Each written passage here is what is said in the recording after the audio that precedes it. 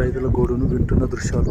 వెంటనే మొక్కలను వరి ధాన్యాన్ని కొనుగోలు చేయాలని ప్రభుత్వాన్ని ఆయన డిమాండ్ చేశారు. రైతుల గోడు ఆయన వినిపించారు. సివిల్ సప్లైస్ మంత్రి గారిని డిమాండ్ చేస్తా ఉన్నాం. ఇక్కడ ప్రాతినిధ్యం వహిస్తున్నటువంటి మంత్రిని కూడా డిమాండ్ చేస్తా ఉన్నాం. ఈ వడ్లను అదే రేటుకు ఖచ్చితంగా ఈ ప్రభుత్వం కొనాల్సిందే. మీ నిర్లక్ష్యానికి రైతన్న నష్టపోకూడదు.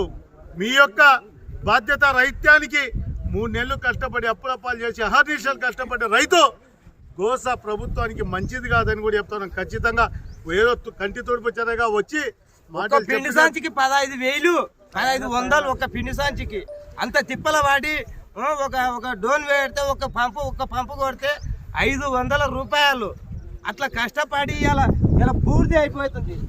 మా ధాన్యం బూడిద అయిపోతుంది. ఇలా తిండి ఎట్లా తినా తెల్లాలి నిద్ర వస్తలేదు.